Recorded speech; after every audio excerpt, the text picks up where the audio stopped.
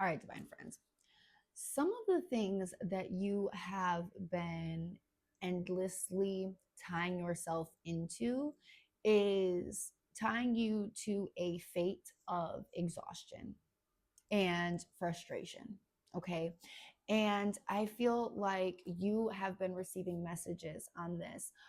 Birds are going to be very significant for this collective, especially the crow and the raven. Okay. If you have been seeing them and been very exhausted, Spirit wants you to know, the Morgan wants you to know that you have been making choices that are tying you to a level of exhaustion and frustration, despite the fact that you may have been giving offerings and asking the gods for a different outcome. Okay. It's almost like different choices need to be made, and it's like this reading is your intervention. Okay, different choices need to be made.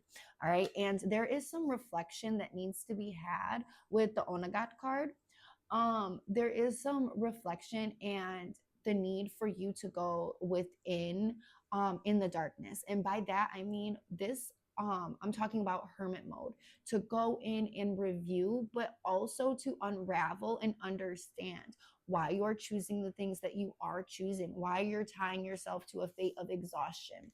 Okay. I think that some of my people that are connected to this collective really need to focus on filling their own cup and looking at different avenues. Also, I'm hearing look at and understand what it is that you truly want and how to get there. Understand when you are putting out too much energy.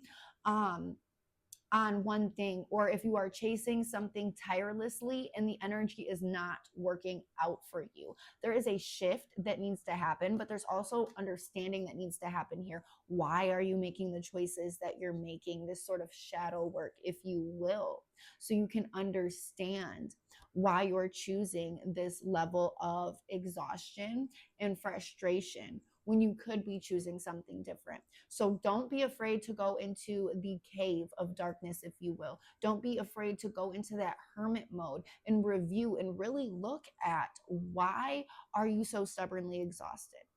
What is tying you to that? Are you doing too much for other people and not having enough room for yourself? At some way, shape, or form, there needs to be the take back of your joy, being able to have time for creativity. And this is going to bring you into the energy of victory.